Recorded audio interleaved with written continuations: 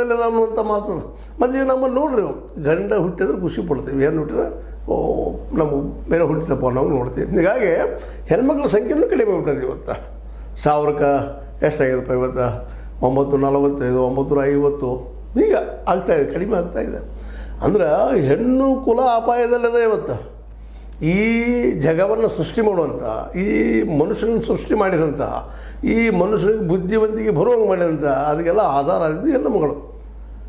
ಅದು ಗಂಡುಳದು ಇಲ್ಲಂತಲ್ಲ, ಗಂಡು ಹೆಣ್ಣು ಕೂಡಿದಾಗ ಈ ಸೃಷ್ಟಿ, ಅದರಲ್ಲಿ ಎರಡು ಮಾತಿಲ್ಲ. ಆದರೆ ಬೌದ್ಧಿಕವಾಗಿ ಮತ್ತು ಅದಕ್ಕೆಲ್ಲ ಪ್ರೀತಿ ಆತ್ಮೀಯತೆಯಿಂದ ಇವತ್ತು ಏನಾದರೂ ಒಂದು ಕುಟುಂಬ ನಿಂತಿದ್ರೆ, ಸಮಾಜ ನಿಂತಿದ್ರೆ, ಇಡೀ ದೇಶ ನಿಂತಿದ್ರೆ, ರಾಜ್ಯ ನಿಂತಿದ್ರೆ ಅದಕ್ಕೆ ಹೆಣ್ಣು ಮಗಳ ಕೊಡುಗೆ ಅಪಾರದ.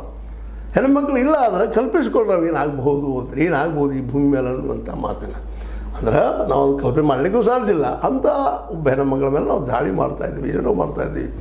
ನಮ್ಮ ಒಂದು ದಾಹಕ ಕಾಮ ಪಿಶಾಚಿಗೇನ್ರಿ ಮತ್ತದಕ್ಕೊಲ್ರಿ ನಮ್ಮ ಹೆಣ್ಮಕ್ಳನ್ನ ನಾವು ಆ ಒಬ್ಬ ಗೆಳತಿಯಾಗಿ ನೋಡಿದ್ರೆ ತಪ್ಪಿಲ್ಲ. ಆದರೆ ಒಬ್ಬ ಮಾನಸಿಕವಾಗಿ ನಾವೇನು ಬೆಳೆಸಿಬಿಟ್ಟಿದ್ವಿ ನಮ್ಮ ಹೆಣ್ಮಕ್ಳಲ್ಲೇ ಶೀಲವಂತರು, ತಪ್ಪಾಗ್ತದೆ, ಆಗಬಾರ್ದು ಅಂತೇಳಿ ಮೆಂಟಲಿ ಅವ್ರು ಬಿಲ್ಡಪ್ ಮಾಡಿಬಿಟ್ಟಿದ್ದೀವಿ. ಹೀಗಾಗಿ ಪ್ರತಿ ಹೆಣ್ಣು ಮಗುನೂ ಸಹಿತ ಆ ದಿಶೆಯಲ್ಲಿ ಚಿಂತನೆ ಮಾಡ್ತಾರೆ. ಅಂಥ ಸಂದರ್ಭದಲ್ಲಿ ಯಾರಿಂದ ದಾಳಿ ಆದರೆ ಅವ್ರು ಮಾನಸಿಕವಾಗಿ ಕುಗ್ಗಿ ಹೋಗೋದಷ್ಟಲ್ಲ, ಕೆಲವೊಂದು ಸುವಿಸರಿಸೇಟ್ ಮಾಡ್ಕೊಳ್ಳೋದು ನಾವು ನೋಡ್ತಾ ಇದ್ದೀವಿ. ಅಂಥದ್ರಲ್ಲಿ ಈ ಒಂದು ಧರ್ಮಸ್ಥಳದಲ್ಲಿ ಈ ನೋಡೋಂಥ ಘಟನೆ ನೋಡಿದಾಗಂತಿ ಈಗ ನಡೆದ ತನಿಖೆ ಮುಂದುವರೆದು ಸಿಗ್ತಾ ಇದ್ದಾರೆ, ಲೆಕ್ಕ ಸಿಗ್ತಾರಲ್ಲ ಯಾರು ಅಂತ ಅನ್ನೋದು ಆ ಮಾತಾರೆ. ಆದರೆ ಅವ್ರು ತಪ್ಪಿಸ್ಕೊಂಡು ಇವತ್ತಿಗೂ ಅಡ್ಡಾಡ್ತಾ ಇದ್ದಾರೆ. ಯಾವ ಧರ್ಮದ ಹಿನ್ನೆಲೆಯಲ್ಲೇ ತಮ್ಮನ್ನು ರಕ್ಷಣೆ ಮಾಡ್ಕೊಳ್ತಾ ಇದ್ದಾರೋ ಅವ್ರಿಗೆ ಆ ಧರ್ಮ ರಕ್ಷಣೆ ಮಾಡ್ತಾ ಹೊಂಟದ. ಧರ್ಮ ದೇವರು ಆ ಮಾತು ಬೇರೆ. ಅವೆರಡು ಏನಪ್ಪ ಅಂದ್ರೆ ನಾವು ತಪ್ಪಿಸಿಕೊಳ್ಳಲಾರದು ಅನಿವಾರ್ಯ ನಮ್ಮ ಬದುಕಿನ ಅಂಗಗಳಾಗಿಬಿಟ್ಟಿದ್ದಾವೆ ಇವತ್ತು.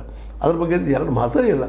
ಆದರೆ ಇಲ್ಲೇ ಧರ್ಮ ಮತ್ತು ಯಾವುದೇ ಧರ್ಮ ಇಲ್ಲ, ಅದು ಹಿಂದೂ ಧರ್ಮ ಇರ್ಬೋದು, ಮುಸ್ಲಿಂ ಧರ್ಮ ಇರ್ಬೋದು, ಅಥವಾ ಇಸ್ಲಾಂ ಧರ್ಮ ಇರ್ಬೋದು, ಕ್ರಿಶ್ಚಿಯನ್ ಧರ್ಮ ಇರ್ಬೋದು, ಸಿಖ್ ಧರ್ಮ ಇರ್ಬೋದು, ಪಾರ್ಸಿ ಧರ್ಮ ಇರ್ಬೋದು, ಯಾವುದೇ ಧರ್ಮ ಇಲ್ಲದು ಆ ಧರ್ಮಗಳು ಏನಪ್ಪ ಅಂದ್ರೆ